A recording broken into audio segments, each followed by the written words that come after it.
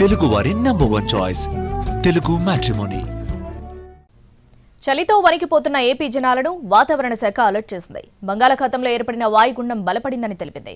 దక్షిణ కోస్తా రాయలసీమల్లో వర్షాలు పడే అవకాశం ఉందని హెచ్చరించింది. సంక్రాంతికి ముందు దక్షిణాది రాష్ట్రాలపై తుఫాను ముప్పు పొంచి ఉంది. సంక్రాంతి వేళ భారీ నుంచి అతి భారీ వర్షాలు కంగారు పెడుతున్నాయి. బంగాళాఖాతంలో ఏర్పడిన వాయుగుండం మరింత తీవ్రమైంది. ప్రస్తుతం ఆ వాయుగుండం పశ్చిమ వాయువ్య దిశగా శ్రీలంక వైపు నెమ్మదిగా కదులుతోందని ఐఎండీ అధికారులు పేర్కొన్నారు. తీవ్ర తుఫానుగా మారి ఇవాళ సాయంత్రానికి శ్రీలంకలో హంబన్తోట, బట్టికోల మధ్యలో తీరం దాటుతుందని వాతావరణ శాఖ అంచనా వేస్తోంది.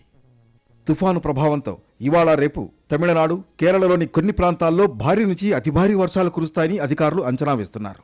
ఇక దక్షిణ కోస్తా రాయలసీమలోని కొన్ని ప్రాంతాల్లో తేలికపాటి నుంచి ఓ మోస్తరు వర్షాలు కురిసే అవకాశం ఉందని వాతావరణ కేంద్రం హెచ్చరికలు జారీ చేసింది.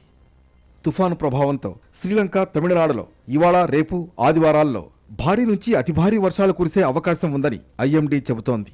తుఫాన్ దృష్ట్యా విశాఖ, మచిలీపట్నం, నిజాంపట్నం, కృష్ణపట్నం, గంగవరం, కాకినాడ ఓడరేవుల్లో 1వ నెంబర్ ప్రమాద హెచ్చరికను జారీ చేశారు. నెల్లూరు, అన్నమయ్య, చిత్తూరు, తిరుపతి జిల్లాల్లో 2 రోజుల పాటు తేలికపాటి నుంచి మోస్తరు వర్షాలు కురిసే అవకాశం ఉందని ఏపీ రాష్ట్ర విపత్తు నిర్వహణ అథారిటీ స్పష్టం చేసింది. తీర ప్రాంతాల్లో బలమైన ఈదురుగాలులు కూడా వీచే అవకాశాలున్నాయని తెలిపింది. గంటకు 40 నుంచి 60 కిలోమీటర్ల వేగంతో గాలులు వీస్తాయని హెచ్చరించింది. సముద్రం అల్లకల్లోలంగా మారే అవకాశాలుంటాయి కాబట్టి వేటకు వెళ్లే మత్స్యకారులు జాగ్రత్తగా ఉండాలని సూచించింది. తీర ప్రాంతాల్లోని ప్రజలు కూడా అప్రమత్తంగా ఉండాలని వాతావరణ శాఖ తెలిపింది.